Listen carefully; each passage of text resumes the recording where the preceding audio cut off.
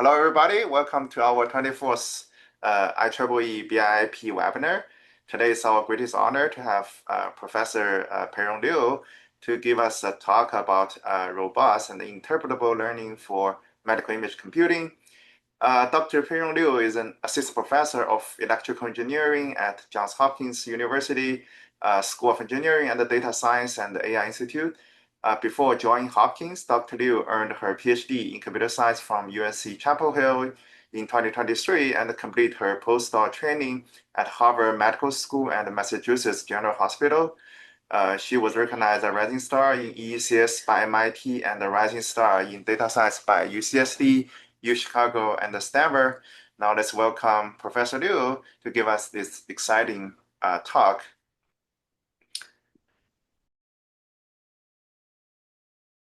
So data access is actually a huge challenge in the medical domain because, first of all, in order to get this advanced imaging scanners and techniques, it requires tons of money. And actually, for this highly advanced MRI scanner, it's only available across only 10% of the global population, while the rest of the 90%, they do not have any access to this machine. And on top of that, the patient conditions is critical, as usually if a patient is super severe in his conditions and stay in ICU, they cannot be moved to simply go over half an hour or 1 hour scanning in a separate room. So that would further hinder that we can get these critical images from the patients that needed a lot. And for longitudinal medical image analysis, this is also a problem that usually we have a lot of missing data and irregular longitudinal recording of it. And there's this data privacy issue, although we have tons of data buried in different hospitals, but it's kind of different for us to share it across different clinics, hospitals, and to train like a large foundation models, like usually we can do that for natural images. And even though you would say you can train a model that can be able to do that, the quality of the data is another level of concern. Even though we want to use our advanced imaging techniques to try to understand the underlying biology, physics, and see the ground truth anatomy. Here are two examples of those some noises or the artifacts that naturally introduced in the imaging process. And first of all is the trade-off between faster acquisition and the image quality. If you want it to be faster, then it usually means it introduced more amount of noises here in the images that you acquire. And there are also other artifacts that you simply cannot avoid, including like patient-induced, physics-induced, and all those uncertainties, they would corrupt the training data samples quality and make us harder to train actually robust model that can handle all these different accepted conditions. And the data varieties across different clinics, hospitals, and one of the major part that we will be talking a lot about is the medical imaging modalities. And nowadays there are all these different varying different modalities for medical imaging. Among all of this, CT and MRI are the most commonly used modalities for brain imaging. And in particular, here is the non-calibrated property of MRI. And on this slide, you will see three images. They're actually images acquired from the exact same subject. However, they look entirely different because they are acquired with different MRI contrasts. And this is actually a good thing because different contrasts help us to see different things. For example, the first T1 weighted MRI, they help us to differentiate between gray and white matter better. And T2 highlight the fluid filled regions, and flares usually used to detect the tissue abnormalities. All of different properties, they are actually good for clinicians to conduct their individual assessments for the patients. However, to train a generalized model that can handle all these different types of non-calibration, this data-driven quantitative evaluations would make us actually harder. And another problem, especially when we are looking at detection and segmentation, the annotations are something that is required, especially for supervised learning. And however, those are actually would cause extra burden for clinicians because this kind of manual segmentations are not part of the pipeline during clinical practice.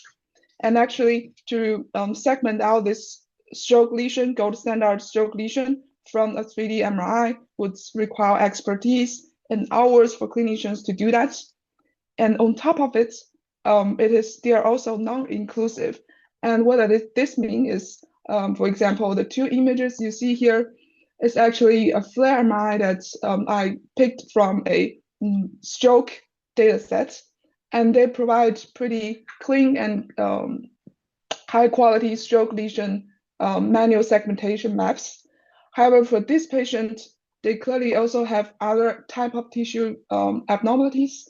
And here circled out in red are white matter hyperintensities. And in fact, however, those abnormalities are not highlighted at all in their stroke segmentation maps. Because it is targeted for stroke detection. However, if you want a more generalized model that can handle the detection of any type of tissue abnormalities, then this will cause some issues if you rely on the maps that provided in individual data sets for their own purposes. And therefore, along this line, I will start with the first work of mine is modality-agnostic feature representation learning. And here is a preview of what does it mean by being modality-agnostic. And here are those three images that you've seen before in the previous slides that all acquired from the same subject. And they might also have noises, artifacts that have been introduced in here. However, being modality-agnostic, the hope is that if we can train a model such that it only attends to the subject's subject-specific anatomical structure, and therefore it could ignore the external appearances, artifacts, and different acquisition modality, so that we could also only attend to the patient-specific anatomy and extract features that are useful for related downstream tasks. So this is the hope and the target of this work. However, to train such a model that can handle across different modalities, even though they're from same subject, first of all, is that we would need enough data for us to train a model that can handle that. And usually it was pretty hard and difficult to get access to such a large data set for each subject that you need to scan multiple times in order to train a model to do that. And therefore, we are looking into this image generation, that we are trying to generate a bunch of different images that can probably represent this multi-contrast samples for us to training. And our idea is that we generate images using domain randomization, and we generate images from the same anatomy, that is the same subject, based on their anatomical region segmentation. And simply put, we start from this brain anatomical regions from free surface segmentation, and it will provide us dozens of different anatomical regions. As you see here, all of them are annotated as labels that you would later use as a condition to do intensity sampling. So what we are doing here is that we randomize within each anatomical domain, that is each label, and we sample different mean and variance across different anatomical regions. So that with this sampling strategy, which is pretty simple and straightforward, you would lead to unlimited modalities, as you see here in the red box. And this is not exactly that you can link it to T1 or T2 or FLAIR, that those commonly seen MRI contrast. but we call it unlimited and random modality because it kind of mimic the regular MRI acquisition process, and it highlights and differentiate between different anatomical regions and tissue properties. So that here, starting from a single label of the same subject, that we will be able to use our random sampling that we can lead to unlimited modalities on top of it. And we further built, follow up it, we built an on-the-fly corruption toolbox that try to make the modalities more realistic and to further diversify its quality, that we introduce different resolution, orientation, noises across different corruption levels from mild to severe. So that's in the blue box that you see here. We are able to generate unlimited samples with different qualities that have totally different appearances, all from the same set of anatomic specific label from the same subject. And again, we inject those synthetic inputs into the model that we were just talking about. And actually, this model is trained entirely on synthetic inputs that you've seen before. And later, we will test it on real data to see how it works. And so during the training, actually, for each training iteration, we would input our on-the-fly generated samples from the same subject and inject it into our model. And the training scheme is actually pretty straightforward. We use a simple standard MP-RAGE T1 MRI as the reference, and we try to map every differently looking synthetic samples that with unlimited random modalities to this single reference target, so that there are feature channels across each channel that you would see at cross column, that all of them, they look similar, even though their input have very differently looking modalities. And let's take a look at how it works on real images after our training. So the first example I'm showing here on the first row is a standard T1 MRI, and which is high quality. And both the output features from our model and with that a baseline that trained on real T1 MRI, they both look pretty well detailed, and you would imagine they would probably work well if we want to adapt it further for downstream tasks. However, if you look at the other example that we downsample this high resolution T1 MRI to a low resolution one, we would see clear performance drop on a baseline model that only trained on real and high quality MRI with standard data augmentation. However, our model handles it well and consistently outputs this well-detailed features that is usable for downstream tasks. And the other example is this flare image, which is from another MRI contrast. And even though it has totally different appearance comparing to T1 from a different contrast, our model still output consistent, similar looking features that can be used consistently for downstream tasks. However, this baseline model, you could see their output features are kind of corrupted and could be uninformative for downstream tasks. And if we are trying to adapt our well-trained brain ID into downstream tasks, that we are particularly interested in how it performs if we fine-tune it on a small size data set. And here we tried to train such a downstream task that's for T1 synthesis, super resolution, anatomy segmentation, and we train it on CT and different MRI modality. And here you would see, comparing to the ground truth, we only fine-tune it on 30 samples. That's our model kind of already performed and converged to a pretty satisfying performance. And if you compare it to the same training scheme and fine-tuning scheme on a small size data set of previous state of art, you see they have different level of corruptions, especially when they are dealing with different modalities like flare and CT images. And now with this modality-agnostic learning idea, we further extended into multimodal and multitask learning, that now with the input from different modalities and different qualities, now we support this multitask that can generate modality synthesis and all the fundamental medical image analysis tasks, including super resolution, segmentation, registration, etc. And actually now it's already injected into free server that you can use it out of box, or you can also download the well-trained model for offline fine-tuning for your own purposes and on your own private data set. And so here is the quick summary of how do we try to learn modality agnostic feature out of the inputs that could be from different modalities or having different level of noises and artifacts. And before moving forward to the next section, I want to first introduce some motivating examples.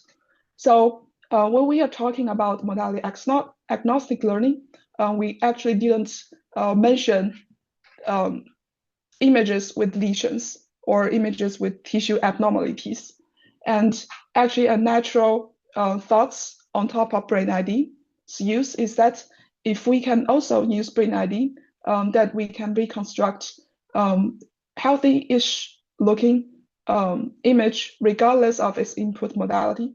And then the general motivation is that usually for input with extensive stroke or extensive lesions like this, for general purpose image analysis tools, they usually require you input a healthy-ish looking image, and that is of standard T1 MRI. So if you input an image that with extensive lesion and abnormalities, it would usually downgrade your analysis performance, like source strip, segmentation, co-registration. So the idea is if we can still use brain ID's modality agnostic learning, try to fix that and use our input instead to and fit that into those tools. And here is a quick recap of how we learn modality agnostic learning, that we try to extract the same set of features from different modalities. And let's take a look at if those images are actually having different type of pathologies. And here you're seeing 3 examples with different pathology types: stroke and brain tumor and white matter hyperintensities. And all of them, they have their own specific and typical types and shapes appearing in those 3 images. And on top of that, if you're looking at training a model that can handle different modalities, then actually the pathologies will look differently if you're looking at different MRI contrasts. So usually it will look darker on a T1 weighted, and in contrast, look brighter in T2 weighted and flare. So if our model can also still handle that, and we take a test, and this handouts turns out, especially it's kind of struggles a lot, especially when we are trying to synthesizing regions within and around the lesion areas. So that the synthesizer from brain ID, actually, we cannot use it to use as an alternative that can still fit into the general analysis tools. So that's why we are trying to look at the second topic is on how to reconstruct from an image that with extensive lesions and to reconstruct this healthy counterfactuals. And again, let's quick review that how brain IDs kind of struggle a lot when it's trying to reconstruct lesion regions. Our generation is actually entirely conditioned on healthy anatomical structures. So basically, we sample different intensities only based on the knowledge of different anatomical regions. And all of these, they're from healthy subjects. So that's it kind of inherently limits our model's adaptation to images with lesions, because our generated image will not have any specific information about the lesion textures.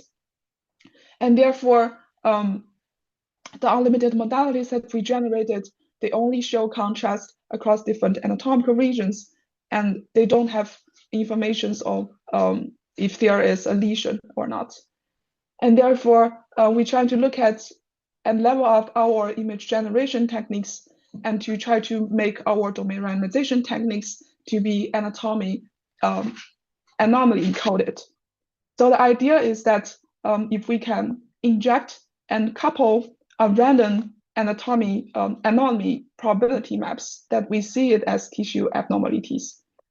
And if we can couple them with the same healthy label, then we can probably use that for generating an image with lesions.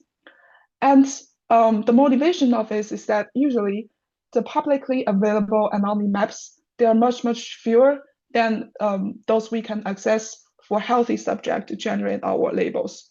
So that's in this step of generation that we make use of this only roughly 500 anomaly maps.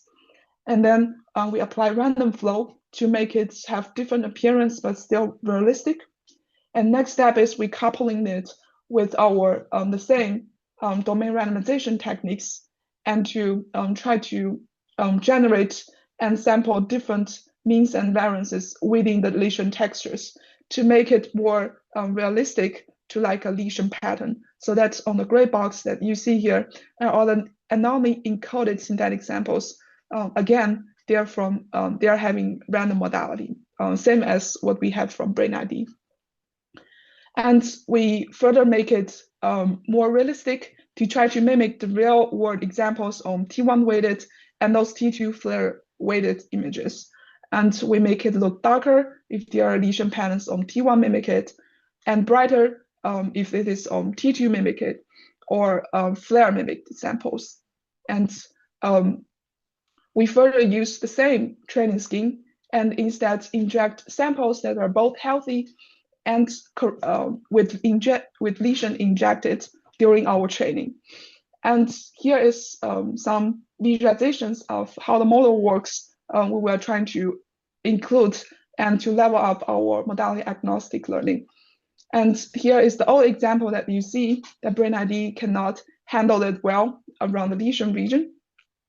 However, if we look at our latest work, that it actually handles pretty well in bridging images with lesions and try to synthesize standard T1 MRI on top of an images with lesions.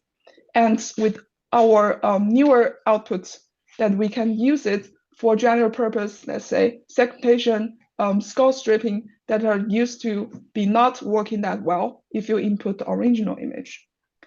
And here let's take some look at how it works. Again, we train on entirely synthetic samples and how it works on if we try to test it on real stroke examples. And so here I'm showing on these different 3 lines. They're all of different stroke patients, but with different modalities and lesions of different levels. And we conduct our healthy T1 synthesis directly without any fine tuning. And you could see our model handles as well when you are particularly looking at the lesion area. That some of them, they are pretty severe, that we kind of reconstruct their healthy counterfactuals comparing to the original inputs. And a natural extension or a direct adaptation of our model is that now we can do an annotation-free abnormality detection. So that's because we, for example, you input the first row of diseased inputs from different subjects. And our model can directly, during inference time, to output healthy counterfactuals. And with a simple thresholding of this absolute difference, you would achieve as your anomaly detection tasks that during the entire phases of training that you would not need any annotation that required as usual for anomaly detection tasks. And so that concludes the second work along this line for healthy counterfactual reconstruction, which moved forward from modality-agnostic feature representation from healthy subject extraction to handling images with lesions. And actually, a natural follow-up from this bridging from disease to healthy is that now we have this one direction reconstruction from disease to healthy. If we can reach it in the two-way, that we can make it bidirectional. So that's we can both infer from the healthy counterfactuals from a disease input and also editing and, for example, from the healthy inputs coupled with a random lesion map. And can we generate realistic output samples with lesion embedded in this image so that we can generate actually training samples for future models that want to use samples with lesions as well as their annotations. And that leads to our third work along this line on bidirectional diseased and healthy generation and editing. And our training scheme is actually pretty straightforward. We have two strings and two branches for one of it is a diffusion model branch for the lesion mask generation. And the second branch is for a diffusion branch for images with embedded lesion. That those two models, they are training together and make sure that they are consistent across these lesion regions. And during the generation, because we start from a diffusion model, that its denoising process would naturally works as a unconditional generation tasks. And here, from two bunch of noises that you would generate unlimited images with lesions and with their corresponding lesion maps. And also you can do that for conditional generation, that you start from given lesion masks, that you can also generate brain images with that corresponding lesions. And what we found particularly interesting is that you can also use it for editing tasks. So here is an example of pathology to healthy editing that starting from a pathology input, and you could, this essentially works as you would assume the output images should not have any lesions in it. So the condition of lesion mask is a blank mask.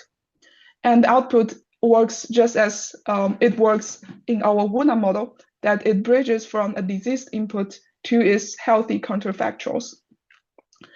And if we want to edit based on from healthy image to a pathological output, then you can also add this lesion mask and condition that onto a healthy input, so that the output would naturally embed the lesion mask that you want and to get a realistic output brain images. So let's take a look at how it works and showing some visualizations. First, along this line is the generation examples. And here you're seeing different unconditional generation for this image lesion pair that's starting from random noises, then we can generate lesions with different shapes, locations, and textures along with their masks. And also we can also use it to handle different types of pathologies. And here you're seeing lesions and also white matter hyperintensities. And given a lesion mask that is actually realistic, you can also use that as a condition that you feed into our model's inference for conditional image lesion generation, that you can generate unlimited examples with the same lesion masks, but different internal textures in your generated images, that you can use them to further augment your downstream tasks or training process. And here I want to show some interesting examples of our pathology to healthy editing that's comparing to the previous work that our model handles pretty well, especially when there are extensive and large severe lesion regions that some other models, state of art, they all have different level of corruptions and struggle to reconstruct around the lesion region. And here is an example of healthy to pathology editing that, again, our model, because it's co-trained across different directions, has better capability of handling and output more realistic examples of images comparing to previous work. And here are some pretty extreme cases that I want to show that our model can use for inference time, that can use for pathology removal. And here is an extreme case that we picked from the public Atlas stroke datasets. That's, as you can see, especially on the second row, the input image has extensive lesions that kind of distort the overall architecture structure. That SYNCSR, BrainID, and UNA all have severe corruptions on its performance, but our model still cannot output consistently well performance. And for another example, we also kind of observe there are usually some unexpected artifacts in this Atlas image examples. And here you're seeing highlighted in yellow. Those are two input image that we observe with kind of unexpected and pretty obvious artifacts. And those unexpected artifacts are not included in our training, but as well as not included in those comparing competing models. And those competing models kind of all failed to detect and recover from these unexpected artifacts. But our model still handles as well and implant the missing part as usual. So here are the two tasks that I found is extremely interesting for our automatic pathology and artifact removal from our bidirectional disease healthy editing. And importantly, both of these two applications, they are all achieved during inference time, that we do not need any annotations for training purposes. And that concludes the third part of along this line, that trying to generate much more diverse and more rich image domains that can help us to work toward accessible imaging. And I think the overarching goal is that we are trying to learn to generate better. And actually, the data synthesis on its own is not a final destination. That's why we are trying to generate a bunch of realistic data. That is that we're trying to bridge the gap between all the data access or quality challenges from real-world clinical data. And for this goal, I would continue to focus on along this line on generative learning and multimodal learning, as well as better representation strategies on trying to bridge the gap between data synthesis and real-world clinical data application. And that actually concludes the first line. And now I'll move forward to the second line of my work. Actually, those two lines are not entirely separated, but those are two schemes that I think are pretty important in my research agenda. And for physics-informed learning, for more interpretable diagnosis and treatment, I separated into two parts. And the first one is the modeling part, how we would come up with a better model that's comply or satisfy physics-grounded constraints and modeling to handle especially spatiotemporal data. And here I separated into, first of it is longitudinal modeling, and the second of it is more like instantaneous blood flow. And the second part is actually our ongoing work is on physics-informed digital twins to move from diagnosis to actionable simulation. And starting from the first line of longitudinal modeling for spatiotemporal data, actually it's something that's inspired us during our exploration on bidirectional generation and editing that we just see. And here is what USB can achieve, is that it generates from, let's say, could be a corrupted input with artifacts or lesions, and generates healthy counterfactuals as a result. And it can do it in two ways, both from healthy to pathology and pathology to healthy. However, another general question is that during this editing time, because in reality, a lesion, for example, will not appear all of a sudden.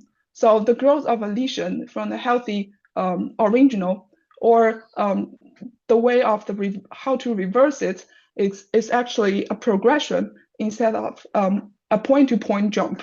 So we're trying to look at if we can actually model the continuous process of this mapping instead of direct use them as a black box prediction from one point to another. And so that's why we're currently looking at the topic of disease progression.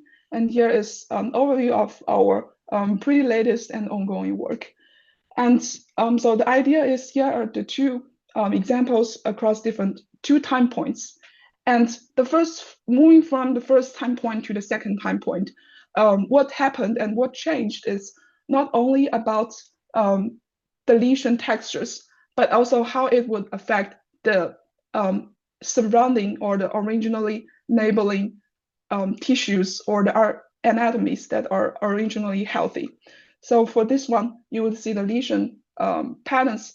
Apparently, they would affect the ventricles by a lot, so that in the second time point, it actually affects not only the lesion's area, but also the surrounding anatomical structures. So that is our idea of if we can model them separately during the entire process of this disease progression. And so basically our idea is we try to build this entangled model that try to separately model the structural changes and the intensity changes.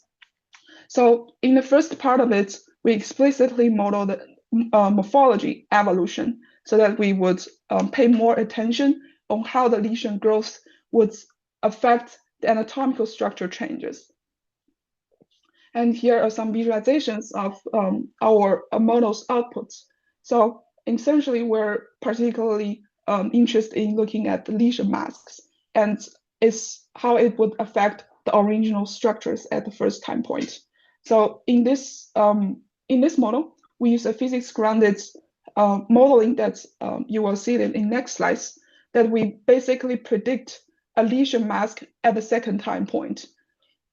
And the second mask would indicate us about the information of how the structure changes and how it would interact with the surrounding tissue structures, so that we would, out of the first stage, we would get a morph warped T2 used as an initial time point for us to further predict the intensity changes in the next stage.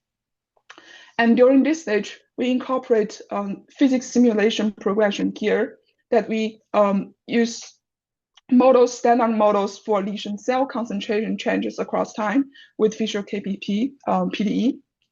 Essentially, we're not actually looking at the image intensity changes, but instead we're looking at the underlying lesion cell concentration dynamics across time, and try to enforce the realistic pattern of this physics process that we project our real progression during our training and learning, and project it into different components of Fisher KPP.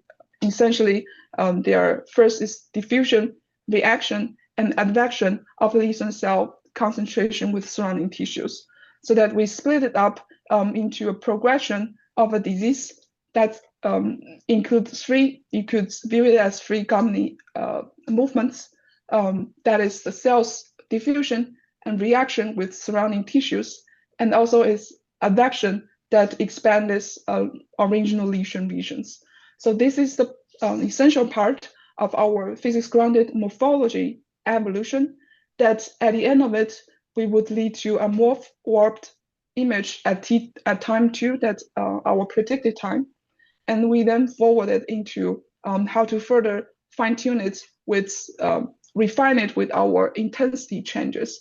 So intensity evolution part takes our morphed warped with overall structural changed image, and then embeds the original lesion texture that preserved throughout the entire generation. And so that's in the final output, that is the image T2, our final prediction, we will not only take account of all the structural changes from this time first, to the second time that includes this, for example, this example, they have ventricle pushing. And also on top of it, in the intensity evolution takes care of the intensity changes throughout the lesion growth with respect to the lesion texture dynamics. So altogether, these two, this entangling part help us to model the entire disease progression in a more natural way, I would say, and it performs much better than other state-of-the-art models that predict or treat the longitudinal progression tasks as only one point to another mapping tasks. So here I'm showing a visualization of how our prediction works, just as the same example as before, that we have input at time 0 and then an output that we want. Here is the ground truth at time 1. And on the right end is our prediction. And actually, we do not predict it in an end-to-end way, that we predict it separately in this entangled way, that we first predict the expansion of the lesion, and then we predict our morph field that try to use this predicted lesion mask and try to push the surrounding anatomical tissue regions further. And then with further intensity evolution, we move from our warped, structurally warped image output to our final prediction. So here is this entangled prediction process of our longitudinal progression modeling. And here let's take a look at how it compares with competing models from the latest work. And we compare with a bunch of longitudinal disease progression models, and all of them, they are also use flow matching. However, they are predicting from one time to another in a coherent way without actually enforcing any physics grounded constraints, or they are not predicting it in a continuous way. So here, the predictions I want to highlight is that starting from time 0 to the next time point, the lesion regions actually expand quite a lot. However, all the competing models, they're kind of struggle when the lesions grows in different directions in quite obvious ways. But our model with our disentanglement, we first push it with our structural modeling, that we were able now to predict this kind of pretty obvious structural changes of this lesion in the next time point. And here is also another example that the lesion regions grows from pretty kind of smallish areas and also distributed. And both of it, in the second time point, they grow a lot into a pretty expanded region. And the competing models, they are kind of struggle to predict this expansion, especially distributed across different regions. And our model handle this in a better way. So here are the two visualizations of how our model works. And so talking about modeling for spatial temporal data, one of it is longitudinal progression. And actually a second part that actually I have been working it a lot during my PhD is that how do we model spatial temporal data such that those are more instantaneous flow. And one of the most relevant example is in brain blood flow or cerebral blood flow. And let's take a look at the second line is on physics grounded modeling for cerebral blood flow. And before that, let's first take a look at the background. And usually when we are trying to look at cerebral blood flow, it relates to all the different common types of cardiovascular diseases. And in particular, stroke is one of pretty major causes of death worldwide. And also a critical issue and critical disease in cerebrovascular diseases. And for stroke's occurrence, a major reason of it is ischemic stroke. And the definition of a ischemic stroke is that usually, as you see in the right figure, there is a giant clots that block the blood vessels, so that it's would disturb and hinder the regular blood flow within the brain. And it is a pretty acute situation that it requires quicker treatment, and that would directly means there would be less damage if we treat it well. And for detecting such irregular cerebral blood flow, a common type of imaging here is perfusion imaging. And as you see in the video showing here, I'm picking one slice. And how perfusion imaging works is that usually the clinicians will first inject a tracer, and then you would acquire a sequence of basically a time series of CT or MRI images. So it's not like standard 3D volume of 3D or CT or MRI. The perfusion images source data, they are in 4D as a time sequences. And usually the whole process will take 1 minute, and you would take roughly 60 scans consistently. And when you're and what we are actually looking at is underlying the intensity changes is actually the concentration changes of this tracer within the brain. So circled in the white here, you would observe there are obvious transport delay within this region, which means the clots that block the regular blood flow is located here. And this is the regions where we want to look further into and detect the actual stroke lesions in it. And conventionally, all of the perfusion image analysis approaches, they focus on a voxel by voxel analysis. So essentially, on this 3D volume at each time point, they would pick out those individual voxels and then plot out its entire tracer concentration time series.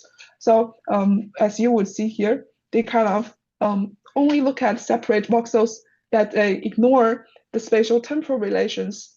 And because of that, all of them, they require a pre-processing step that is basically a manual selection of a function, global function, and that is this arterial input function, that they would use it as a global, very coarse estimation of the arterial inputs. And actually this part introduced large variances of the resulting perfusion summary map that they use for further diagnosis. And here is an example of a paper where they in particular look at how, if they use identical source data, however, they fit into different softwares that compute different AIF selection algorithms and deconvolution algorithms, how the resulting maps would look like. And on each row, you see those three critical perfusion maps that the clinicians will look at for further diagnosis. They are CBF, CBV, and MTT. And across each column, you would see how it will look so differently if you are fitting into different softwares. And actually, in the follow-up diagnosis and clinical decisions, they will use a simple thresholding to make their decisions. So as you can imagine, how different looking appearances of these perfusion maps will dramatically affect the underlying downstream clinical decisions.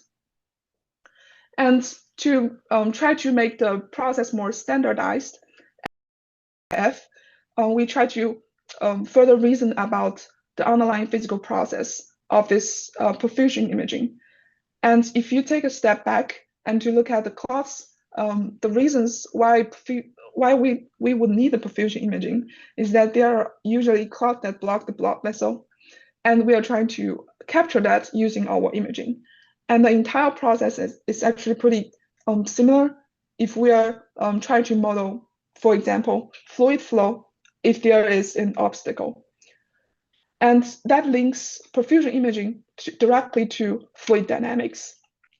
And that directly inspired us to model the first advection diffusion model for perfusion imaging. So more intuitively, we model the entire tracer transport spatial temporal relations within the brain perfusion with its mass transport equation. And we model it with two components. The first one is advection. And advection, basically, we estimate a velocity field that captured the tracer transport that is more obvious that could happen in larger blood vessels or arteries. And we use the second term, the diffusion term, try to capture the more subtle transport of this tracer within smaller vessels and capillaries. So combining these two governing movements of advection and diffusion, we describe the entire transport process of this tracer within the brain perfusion using this advection diffusion PDE. And with that, we model the entire process spatiotemporally and in a continuous way. We further embed our solver toolbox into PyTorch that we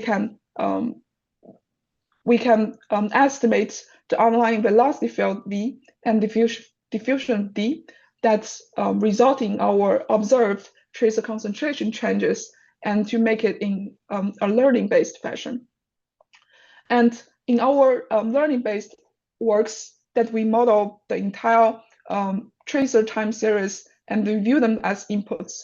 So the inputs are essentially a time series input that we have two branches for decoding, predicting the underlying velocity and the underlying diffusion fields, and use our advection diffusion toolbox to move forward, integrate forward in time. And the learning objective is pretty obvious, that we are trying to close the gap between our predicted concentration at each time point with those observed in practice. And this actually time series regression task works relatively well if this is an only case-by-case optimization problem.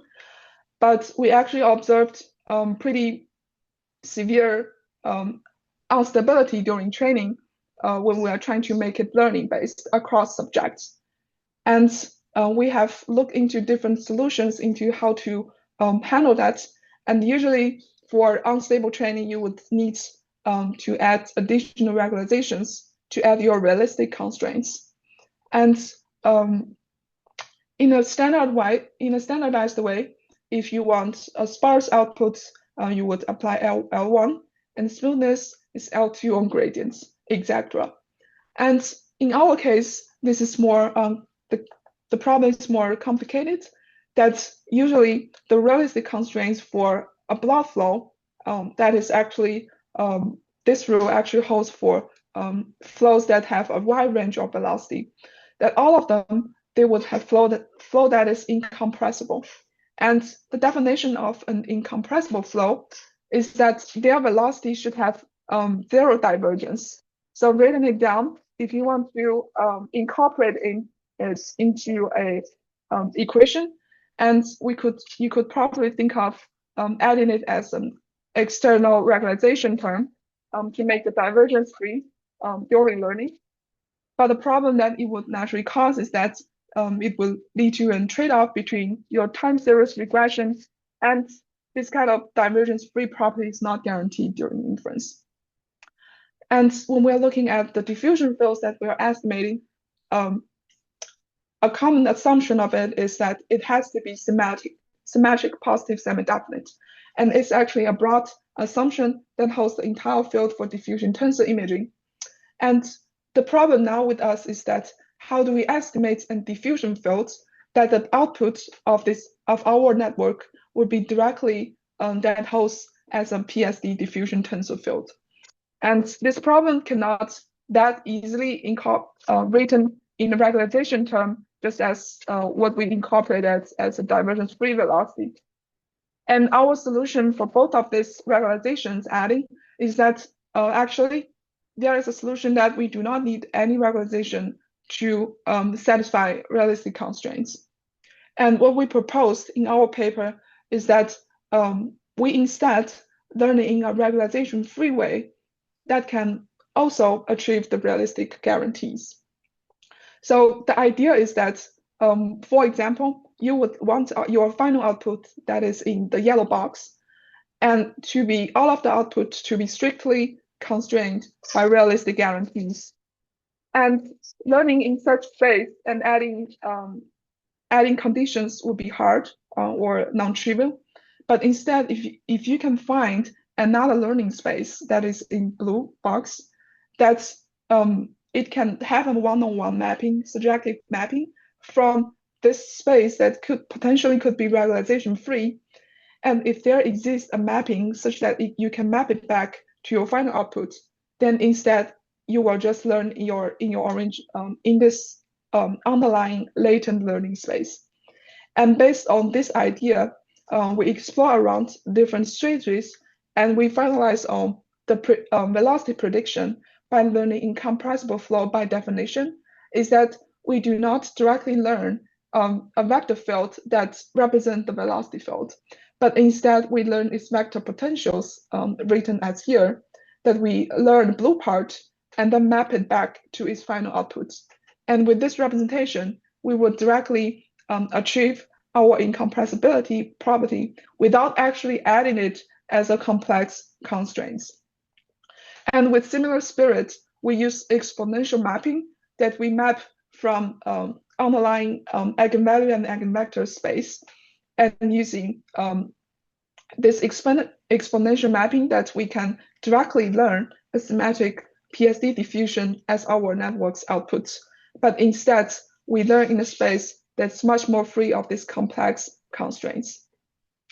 And we built these two representations for velocity and diffusions into our network's prediction. We do not directly predict and output the velocity and diffusion maps that require realistic constraints, but instead the decoders output the two potentials and then use our subjective mapping theorems to map them from a regularization free learning space to a constraint space, so that we are getting rid of all the regularizations that would usually required during actual training.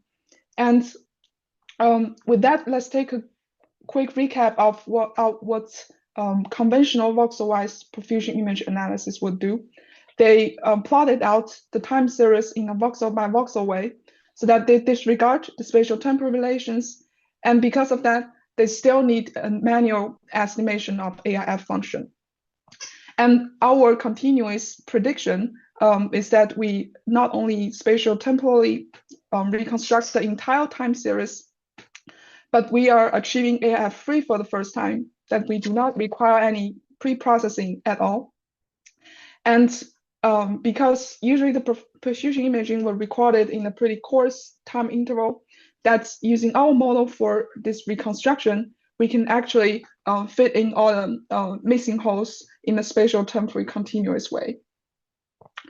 And here are some qualitative results that we're showing from an input time series that we would directly output the underlying blood flow velocity and diffusion field that would resolve and reconstruct back to the time series regression tasks. And those maps correspond to the gold standard lesion in this region that we obviously have dropped velocity that we can later use for lesion detection tasks. And one final note on this work is that our tracer dynamics-based approaches is not entirely brought up to replace AIF-based diffusion deconvolution models.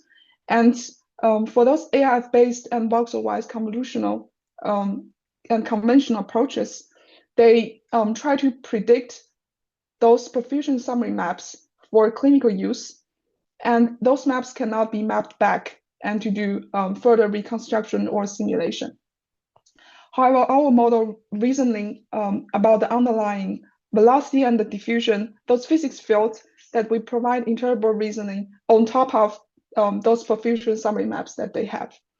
And because essentially we reconstruct back our time series, we can also use the same scheme of AIF-based and voxel-wise conventional models. And we achieve similar looking pattern, all those CBF, CBV, and MTT perfusion maps in the same way. And this is the this is the second part. And the final part is actually a short part of our ongoing work. Is an extension that's motivated by our previous work. And as we just mentioned, that our reconstructed time series, if we want our perfusion summary map, then we can still do that, and we provide interpretable reasoning on top of regular clinical maps. However, an issue that if we want to adopt our tracer dynamics-based method is that the outputs of this approach, although it's not relying on AIF selection, our output of velocity and diffusion maps are actually not standardized in clinical practice that has been held for years. And what clinicians are looking at are the clinical standard thresholding over the standard clinical maps. That is the CBF, CBV, and MTT perfusion summary maps. So that's they actually do thresholding on top of all these maps that lead to their final clinical decisions. For example, they simply use a 30% thresholding on the CBF to decide which part of it is the core infarct and which part of it is the hyperperfused tissue that we want to focus on and saving that part. And so that's naturally to our question is that if it's possible that we can bridge our advection diffusion tracer dynamics model with maps that is actually clinical meaningful, and in the same time without AIF selection. That leads to our third work and its ongoing work on building a cerebral digital twin that can achieve both interpretable diagnosis and also relate them to the realistic clinical maps that can directly be used for clinicians to do their assessment and judgment. And how we achieve it is that we couple our tracer dynamics, that's the same from our previous work, and we couple them with a lump Windkessel to model the underlying hemodynamics that directly links to the CBF, CBV, and MTT maps that the clinicians will use. So we use it as also again as a reconstruction task for a time series of inflow and outflow of blood-brain perfusion. And we use self-supervised distant distillation to form our inverse formulation. Therefore, our cerebrovascular digital tree in this case can output both the velocity and diffusion, those physics map, as well as clinically understandable and interpretable maps of CBF, CBV, and MTT that can further directly use for clinicians' judgment without any need of requiring AIF selection. And on this slide, you're seeing the visualizations of our results that in every set of columns, the first line is the deconvolution-based CBF. Those are from traditional software. And the second column are from our methods that you will see clearly our methods output corresponds pretty well when we are scaling them with the same numerical scales on all of these three maps that we could directly use the outputs of our model that as an easier and more straightforward alternative to conventional softwares. And we have conducted validation on demonstrating how relevant our output maps can be directly linked to clinical ending points. So that here is the consistency verification that we hope the slope will be exactly 1, so that our outputs would be exactly same as clinical outputs. And here we examined it across different regions and also the entire brain. And it shows that our predicted maps actually aligns pretty well and closely with those you would use extensive pre-processing steps in regular softwares for perfusion image analysis. And with that, with our latest digital twin model, that we actually link our tracer dynamics reconstruction with underlying physics prediction with those perfusion summary maps that you would use for daily clinical practice.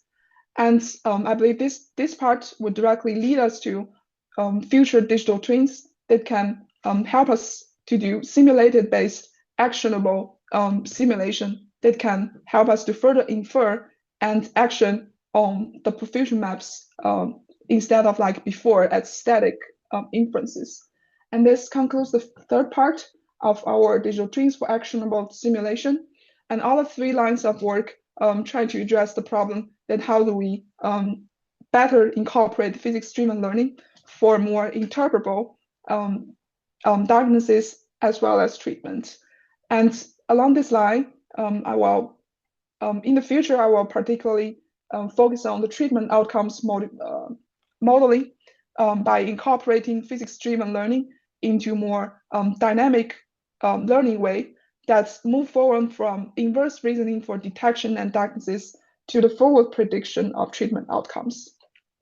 And this, as a final conclusion of the different lines of work, my research, those are the topics that I'm in general interested in the detection diagnosis, and also with physics-driven knowledge that we can further predict simulation-based treatment outcome. And during this time, how to generate better data for better generation and for better learning is that bridging the gap using generative modeling from that bridge the domain gap between synthetic data and the clinical data, achieving by multimodal learning. And that's pretty much all for today's talk. And thank you so much.